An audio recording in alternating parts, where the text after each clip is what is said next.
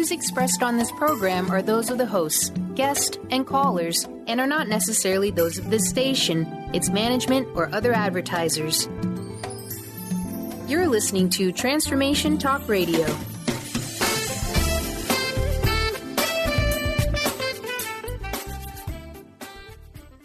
Moms, are you ready to become enlightened, empowered, and stress-free? Well, get ready because you are about to tune into vibrant, powerful moms helping everyday women create an extraordinary life with Debbie Pokornik. Each week, Debbie discusses topics to help you become self-aware, inspired, and on track to create the life you crave. It's time to stop settling and start thriving. And it all begins now on Transformation Talk Radio.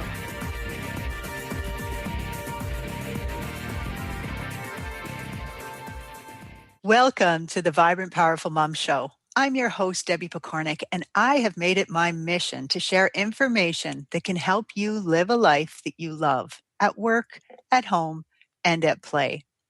Today, my guest is Tricia Whelan, a woman who has been teaching holistic nutrition and energy work for over 27 years and helping people identify what it is in their thoughts, diet, and environment that might be weakening them or strengthening them sometimes. Tricia is a certified vegetarian nutritionist with training in Chinese, Ayurvedic, and macrobiotic teachings. And she's also very involved with Sunrider, which is an awesome company that offers a lot of high-quality herbal products, some of which have made a huge difference in my life in the past. She's with us today to share 3 things you can do to take back your power and be in control of your own health, as well as help your family be healthy too. Tricia, welcome to the Vibrant, Powerful Mom Show. Thanks so much, Debbie. It's great to be here. Oh, wonderful to have you. And, you happen to be local. I always feel closer to people when they live in my own province, my own area. So why don't we start by having you share a little bit about your story, like what triggered your interest in natural health? Well, 33 years ago, Debbie, I was in pretty bad shape. I was a letter carrier, a long-term type 1 diabetic, and I had desperately wanted to have children, but walking 10 miles a day with 40 pounds of mail on your back and trying to be a good diabetic wasn't working very well for me. I ended up miscarrying 2 babies. The doctor told me that I had better not try again. I could go blind and my kidneys could fail. So we adopted a beautiful, beautiful baby boy at the age of 2 months. And I was off on adoption leave and found myself pregnant a couple of weeks later. And 8 months later, gave birth to a second beautiful baby boy. So I went from no babies to 2 babies in 8 months. And then my whole system crashed. I desperately wanted to live long enough to see my boys grow up. That was my major focus. And I found that the medical aspect approach was not working for me. My kidneys technically failed with the pregnancy. My eyes were hemorrhaging. I was undiagnosed celiac. I had horrible digestive problems, weight problems, just a list a mile long of health problems.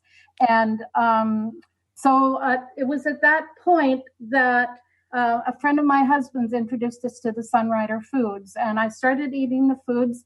My eyes quit hemorrhaging, my kidney function returned to normal, my celiac cleared up, all of my addictions cleared up, my candida went away, my arthritis in my hands cleared up, my carpal tunnel disappeared, and it just went on and on and on. And it was at that point that I realized the power of whole foods. And that's when I started studying nutrition. And like you said, Debbie, became a certified vegetarian nutritionist. And I love all the ancient ways. I love the Chinese approach, the Ayurvedic approach, which is all about bringing the body into balance with food. So that's really how I got started.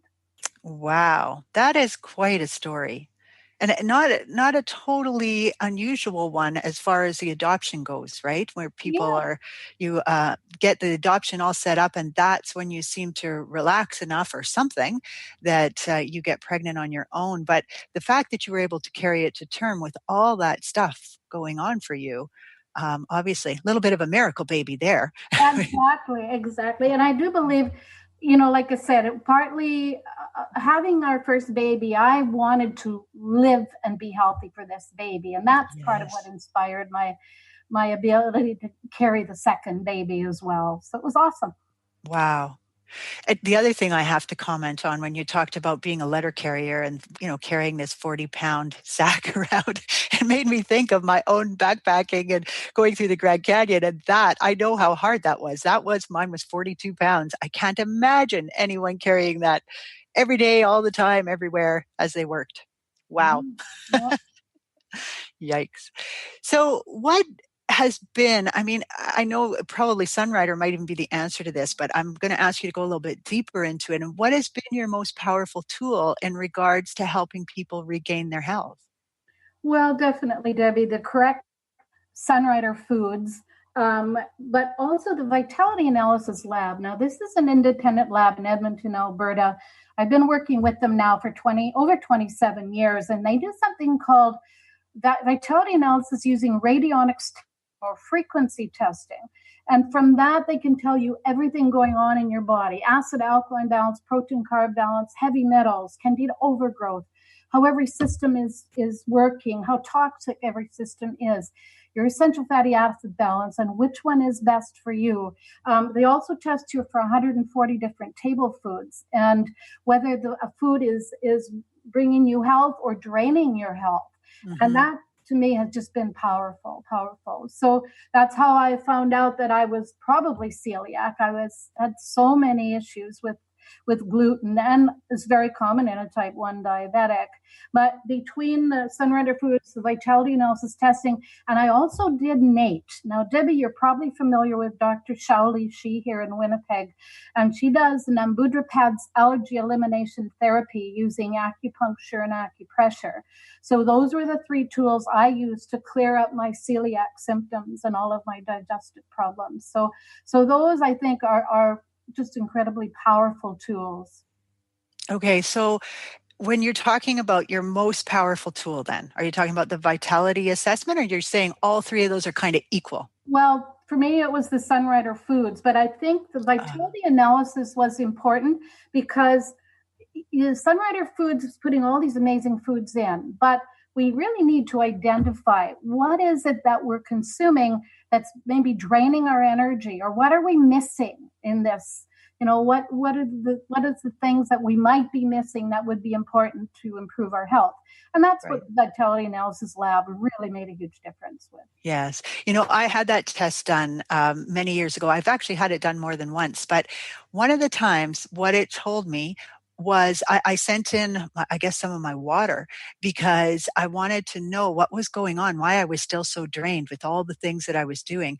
And my water was actually draining me. It wasn't hurting me. There wasn't bad things in it. It's just the energy of the water was actually stealing from me rather than giving to me. And what a wonderful thing to learn. Because how much water, I know some people stay away from water, but I drink a lot of water. And if we have water in your tea and water in your soup and water in your veggies, you get a lot of it in a day. So right. Yes. Yeah. And it was really nice to have that ability to actually see what was working for me and what wasn't. So They can test you for pretty much anything, like whatever supplements you might be taking, from other companies or whatnot. You just send a sample along and they can tell you, is this helping or hurting? Or if you're wondering if your kefir water or your other forms of healthy bacteria, healthy gut flora is making a difference for you, send a sample and they can tell you how it's affecting your frequency. It's awesome. Right. Yeah, that's really neat. So I mentioned in the intro that you would be sharing 3 things our listeners can do to take back their power and be in control of their own health. Are those them, or do you have 3 other things? Well, actually, I was kind of following along with some other questions, like what fallacies about what we consume. And I think that's so much, everybody and his dog has a book out these days about what to eat and, what to do. And I think that a lot of those books, the only thing they're good for is making money for the writer. So one of the big fallacies is, of course, that dairy products are actually good for you. Well, not so much. Humans can't digest the casein or the lactose in milk products. Goat's milk is a little bit easier to digest, but getting dairy out of the diet, there are so many autoimmune diseases that are triggered by dairy products, and I think we could all do better without. Only 20% of the world's population consume dairy, and those countries tend to have more of the, like, I'm type 1 diabetic. I grew up on a dairy farm. The dairy farm beside us had 2 type 1 diabetics, and so I'm a real proponent of getting dairy out of the diet. Another one that bothers me, and actually, Debbie, you already mentioned it, is that water will hydrate the body. And actually, that's not correct unless you have some lovely spring water or a really good well where you live, Debbie. And because for I think drinking water is great. An Ayurvedic principle is have a couple of cups of hot water first thing in the morning, but all it does is it flushes the inside. It's like a beautiful shower first thing in the morning. So it warms the whole digestive tract. It flushes the kidneys, it flushes the bladder. But to be hydrated, you have to actually get the fluid into your cells and tissues. And water can't do that. Mm-hmm. Many clients I've had that have actually run into massive health problems from dehydration, and they said, how is that possible? Because I'm drinking so much water. And I make sure they understand that water will not hydrate. So you need those electrolytes, and you need those plant-based electrolytes. And those actually pull fluid into the cells, so you get that right balance of intracellular and extracellular fluid balance or electrolytes. Now, most people do not realize that so many health issues today are caused from dehydration. A lot of arthritis, joint pain and whatnot, the body's dehydrated. Mental fog, dehydration, balance issues, dehydration. It's just incredible how just getting a little bit of those electrolytes, plant-based electrolytes in, and all of a sudden so many health problems clear up. Mm-hmm. So, yeah. So you're basically saying then get your hydration from the foods that you eat, like the fruits and absolutely, vegetables especially. You just cannot.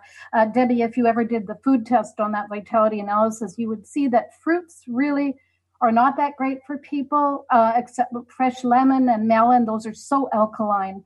And I think that's another important thing, is trying to get your cells and tissues alkaline. And that's one of the wonders of electrolyte. So yeah, get it from, greens, green foods, alkaline foods, that sort of thing. That is so good for hydrating the cells.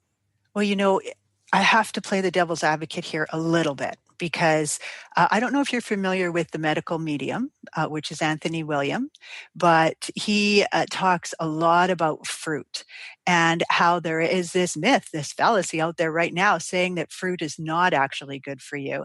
And fruit is so filled with the electrolytes and all of that moisture. So I have to put that out there, not to say that you're wrong, because like you said at the very beginning, there's so many schools of thought on so many things, and we all follow in these different directions.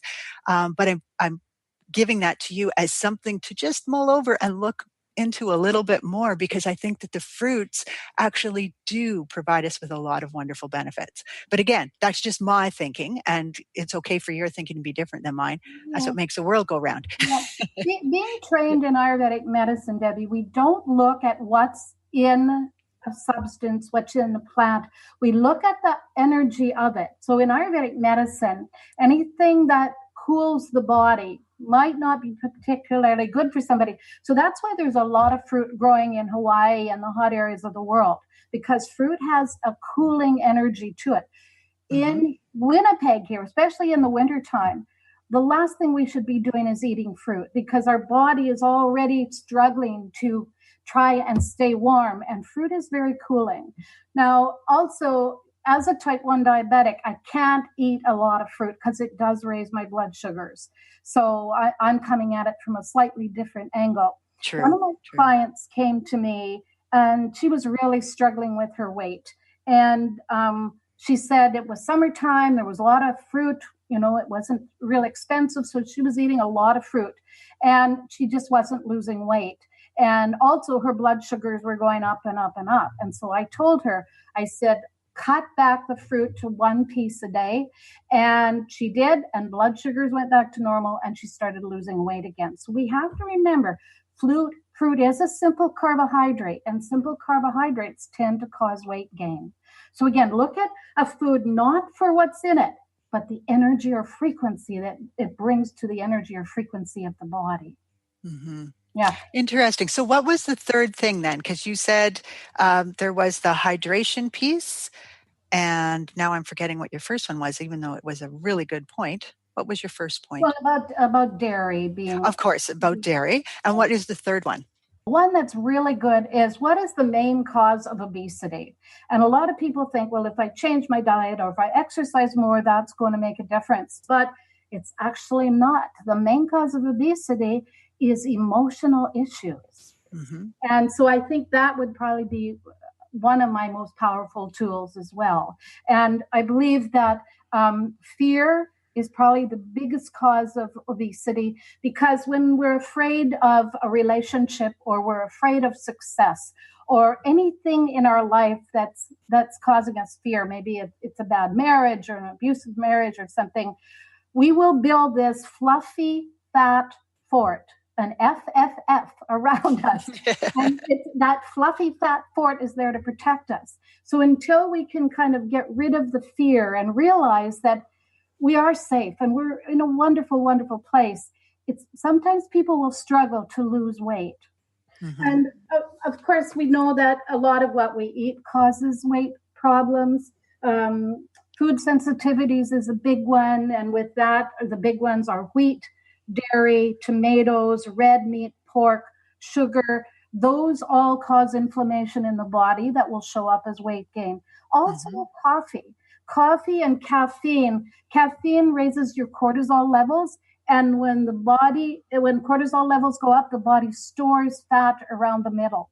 Right. So there's a lot of fallacy out there about coffee being good for you. No, it's very acidic. It's a stomach buster. It dehydrates the body. And of course, it causes weight gain. So that's another one. And then, of course, candida overgrowth. Now, candida, it's a bacteria that grows naturally in our body. But when it goes out of balance, it causes a lot of issues. Candida grows and dies off. And when it dies off, it gives off massive toxins called mycotoxins. And those mycotoxins are stored in our fat cells. Our fat cells are not full of nice, fluffy, white fat. Those are actually the toxic waste stuff where our body stores toxins and whatnot. So when people are struggling to lose weight and it's just not happening, maybe look at your candida levels. And of course, stress drives candida up. Antibiotics drive candida up. Too much simple carbs in the diet drive candida levels up, including the fruit sugar in fruit, sadly. So those are big ones for me. Interesting. So let's take this and let's flip it a little bit. Now, let's imagine that you have a mom who is really trying to ensure they're raising a healthy child, but at the same time, they recognize that they're not going to stop their child from, say, going to that birthday party that happens to be at a fast food joint or whatever, and, stop them from eating all things that are bad. So let's just give moms an idea of what are some of the things that their child would need to eat daily in order to be healthy and strong and get their calcium, get their protein, and so on. I think vegetables have got to be number one. Like if you eat a healthy diet 5 days out of the week, and then on Saturday and Sunday you're at McDonald's or going for pizza or whatever, go for it. Because stress, worrying about what your child eats is probably as harmful as some of the things that they're eating. Absolutely. I'm very big into the energy. And so bless your food. I grew up in a strong Catholic family, and we said grace before every meal. And also, my mom was an amazing cook. She loved the food that she was cooking. So it's all energy. It was this amazing energy that she was putting into the food. It was her love going into the food. It was our prayers going into the food. And that is powerful. So if you're there, if you happen to be there with your child at a birthday party, you just, instead of thinking, oh my God, my child's having all this horrible cake and ice cream, you just bless it. And it actually takes away some of that bad energy. Absolutely. And so that's a wonderful thing they can do on those occasions. But what about, you said vegetables, but I'm just thinking we could be a little more helpful here to the moms. I mean, as a vegetarian nutritionist, you can give them a little bit more. So what are some of the things that they should be feeding their child if they're not doing the dairy and if they're not doing all the things that you've already mentioned? What can they be? Well, like I said, as many vegetables as you can get in. Of course. That's where all the nutrition is actually in the vegetables, but that's also your fiber. Vegetables contain every nutrient known to man. Like as a vegan, I raised my two boys who are 6 foot tall and 200 pounds on a vegan diet. Mm-hmm. So all the protein that your body needs is found in plant foods. Don't ever worry about calories or calcium or whatnot. All the biggest animals on earth, the cattle, the horse, the elephant, the hippopotamus, they're all vegan, and not one of them worry about protein or carbs or fat or whatever. Exactly. They don't have to give it any thought at all. Exactly. So what about the mom that has a child that just doesn't like the veggies? What do you tell them to do? Maybe then see if you can't get, like, I have a Vitamix. I love. Me too. And put in as much greens as is tolerated, and then maybe throw in an apple and a lemon or something to give it a sweet, more desirable taste. A little bit of fruit, but the powerhouse is in the vegetables, and that's a great way to try and get some good food into children. Right. I used to take my Vitamix when I was making spaghetti, and I would put in all my broccoli and the things that the kids didn't like to be able to see because they wouldn't eat it if they could see it. Yeah. And I put it in my Vitamix and whip it all up so that it would just go into the tomato sauce. And you could still tell it was there, but they weren't that worried about it. They weren't, looking at it with a microscope. They just couldn't, if I put it out so that they could easily see it, they would reject it. And they ate a lot of stuff that way. And then as they got older, they had already learned to really love their vegetables, which was a blessing for me. That's a great idea, Debbie. I hid a lot of stuff in our organic tomato sauce. Mm-hmm. Like you said, grind up your broccoli and your onions and your garlic and your celery and make it ground up really fine and then cook it into a spaghetti sauce. That's awesome. And then serve it, because I'm dead set against wheat. Wheat is a scientific experiment that failed. Oh, me too. Rice noodles all the way. Or actually organic spelt is great, or organic kamut noodles. And you can find all of these at Superstore. You don't have to go to a health food store. The Superstore in our area here in North Kildonan, which is quite close to you, Debbie, you've got their health aisle with all those great wheat-free type of pastas that are still, whole grain pasta. Like I said, on this vitality analysis, spelt is good for pretty much everybody, whereas wheat really drains people's energy. So yeah. Nice. I can actually eat about 2 servings of spelt a month. If I do more than that, I react to it. Okay. But it is an ancient grain, and so it's got a lot of great stuff in it. It's just my body is pretty darn particular. So what about exercise? Where does that fit into this? Just really quickly. That was my next, what is more important, exercise or what you eat? Well, let's go back to when I was a letter carrier walking 10 kilometers a day with 30, 40 pounds on my back. I was not a healthy person, even though I was exercising like crazy, because I was eating all the wrong things. So actually, and this is something T. Colin Campbell has done some research on, that it is your food. Your food is number one, and exercise is a very close second. So they say that sitting is the new smoking. So movement is so important. And it could be rebounding. I'm a big fan of rebounding on a mini tramp, and that's so much fun for kids. If you can't get your kids to exercise, get a mini trampoline and get them bouncing on it. It really is good. If you can't do the big trampoline, because they love that even more, and it has the same benefits, except in the winter, it can be a little bit hard to get out there. Yeah. So if a listener wants to find out more about you, Tricia, and what you have to offer, how can they do that? Well, just contact me through email, sunholder, and then the number 1 at gmail.com, and I can answer any questions. There was one more thing that I wanted to mention that I felt was very important, Debbie, if we have the time, and that is what is the most important thing that you can do for yourself, for your life? And of course, as Louise Hay would tell us, love yourself and be grateful for everything in your life. And I've read two really neat little books. One is called The Gratitude Jar by Josie Robinson. And it's a quick read, but very powerful, especially if you have young children, they can do it with you. And then, of course, Thank and Grow Rich by Pam Grout. Just an awesome book. Awesome. Nice. Well, thank you once again, Tricia, for being on the show. I really appreciate your coming on and sharing all of your wisdom with our listeners. A big thank you to my wonderful listeners. With much appreciation for you and the journey you are on, this is Debbie Pokornik and her guest, Tricia Whelan, wishing you a vibrant and powerful day. You've been listening to Vibrant, Powerful Moms with host Debbie Pokornik. If you've enjoyed this show, please give us a shout out and leave us a positive review. To find out more about Debbie and her sisterhood of Vibrant, Powerful Moms, visit empoweringenergy.com. That's empowering with letters NRG.com.